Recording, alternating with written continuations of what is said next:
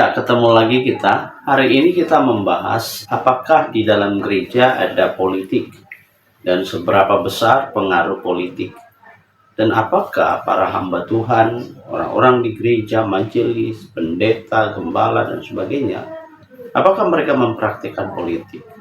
Sebab kepemimpinan, sebab persoalan organisasi di dalam gereja, tentu orang mau berpengaruh, orang mau berkuasa, orang mau mendapatkan banyak hal-hal benefit dari kepemimpinan atau dari organisasi gereja. Kita harus akui bahwa dalam gereja banyak orang, banyak hamba Tuhan, banyak para pendeta dan sebagainya, mereka menggunakan cara-cara yang belum begitu sesuai dengan apa yang Tuhan mau. Kadang-kadang untuk mendapatkan posisi tertentu ada cara-cara yang tidak wajar yang digunakan sehingga membuat kebenaran atau kejujuran di dalam gereja tercederai.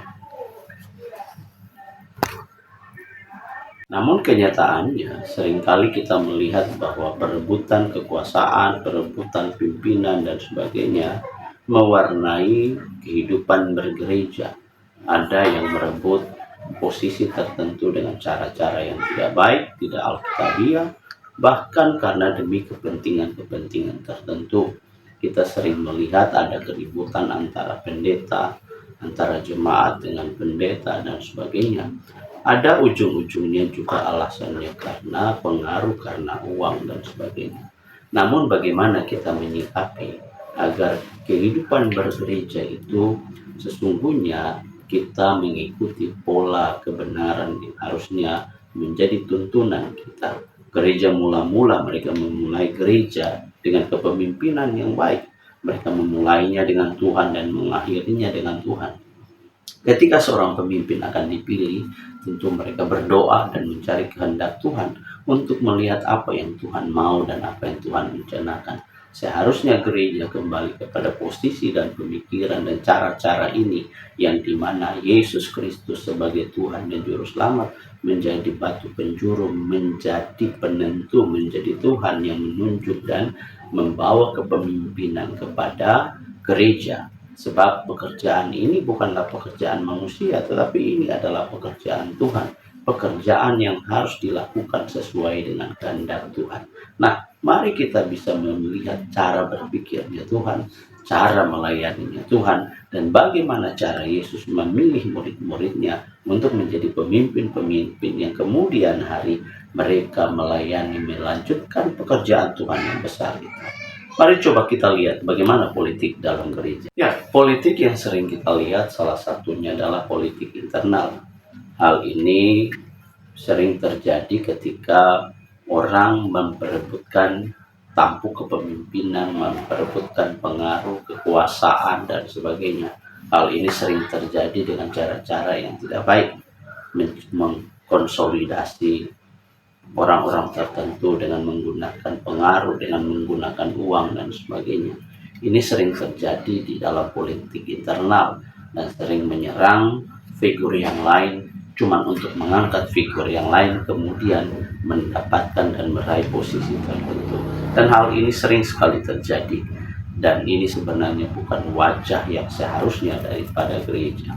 Jemaat sering mengalami kondisi di mana mereka terkotak-kotak sehingga ada kelompok A harus berhadapan dengan kelompok B, suku A harus berhadapan dengan suku B, cuman untuk menggalang konsolidasi, untuk menggalang massa, siapa yang paling kuat dan siapa yang harus layak memimpin.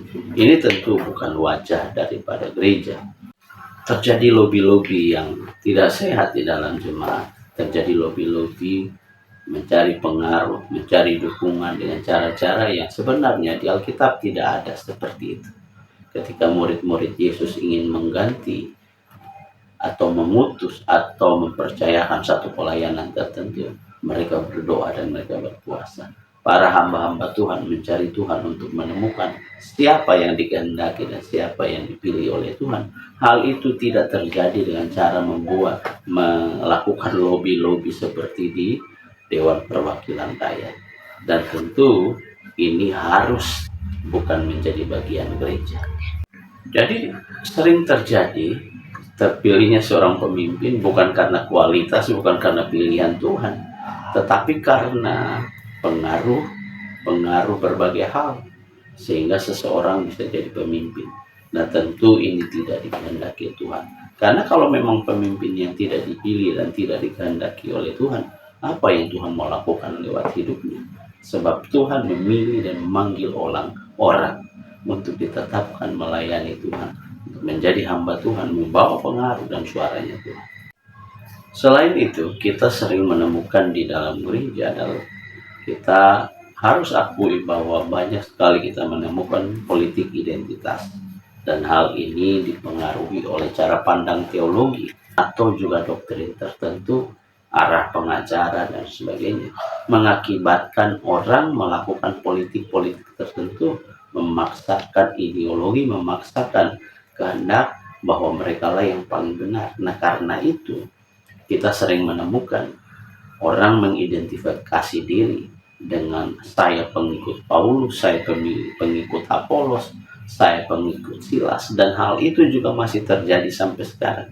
Ada yang berpikir bahwa teologi Calvinis lah yang paling benar, ada yang berpikir bahwa teologi Lutheran yang paling benar, ada yang berpikir juga teologi Armenian yang paling benar. Ada gereja barat, ada gereja timur, sehingga banyak sekali terjadi perpecahan gereja. Kenapa? Penyebabnya karena intrik dan cara-cara politik seperti ini yang membawa ideologi pemahaman tertentu yang kemudian mengklaim diri sebagai yang paling rohani, yang paling benar, yang paling bisa. Padahal Yesus tidak pernah membawa yang seperti itu. Yesus berkata, aku jalan kebenaran dan hidup. Barang siapa ikut aku, dia akan hidup. Yesus berkata, percayalah kepadaku, dan seterusnya dan seterusnya. Sebenarnya Alkitab sudah menjadi pedoman yang baik, pedoman yang lurus, pedoman yang utuh, tetapi banyak sekali orang menambah-nambahkan hal-hal yang dari luar cuma untuk mencari pengaruh dan pengikut supaya mereka menjadi besar, dan karena besar itu ada banyak keuntungan yang didapatkan. Ya, gereja juga mengalami kondisi hubungan politik dengan negara. Ada sebagian dan sekelompok gereja yang berani untuk menyuarakan kebenaran. Mereka berani bicara tentang keadilan. Mereka berani bicara tentang hak asasi manusia. Mereka berani menegur pemerintah dan sebagainya. Mereka berani menyampaikan suara kebenaran, suara kenabian. Tapi ada juga gereja yang takut. Mereka diam dan mereka tidak berani bersuara. Ada juga gereja yang karena harus mendapatkan dana dari pemerintah, jadi mereka tidak bisa berbuat apa-apa. Mereka tersandra karena kalau banyak bicara, uang tidak ada. Nah, gereja harusnya tidak tampil seperti itu. Gereja harus tampil sebagai pembawa suara kebenaran, di mana gereja menjadi berbeda dengan dunia. Yang benar dibilang benar, yang salah dibilang salah. Bukan berarti membenci, bukan berarti tidak suka, tetapi kebenaran, kejujuran, keadilan, kebaikan bagi semua orang harus disampaikan di muka umum. Sebab kasih yang nyata adalah teguran yang nyata. Kasih yang sembunyi-sembunyi biasanya sengaja memaklumi, toleransi dan sebagainya, memaklumi dan menerima kesalahan agar semua baik-baik saja. Kita hidup, gereja harus berani berbicara tentang kebenaran. Mari suarakan kebenaran. Hai gereja, dengarkanlah ini. Jadi kita harus memahami betul bahwa Yesus mengajarkan kepemimpinan melayani. Barang siapa mau jadi yang paling besar, dia harus melayani. Bukan mengajarkan kepemimpinan bagaimana mengambil dominasi, mengatur orang untuk mendapatkan kepentingan-kepentingan tersendiri. Yesus bilang, jadilah hamba, jadilah pelayan. Itulah yang dikehendaki oleh Yesus. Sehingga pelayanan itu benar-benar datang untuk menjadi hamba seperti Yesus yang mau memimpin banyak orang lewat pelayanan sebagai. Ya, Rasul Paulus sendiri mengajarkan kepada gereja agar hidup dalam kesatuan, bukan dalam perpecahan, bukan mencari kepentingan sendiri, atau hidup dalam percederaan. Sedangkan Alkitab mengajarkan kita untuk kita bisa menjadi satu.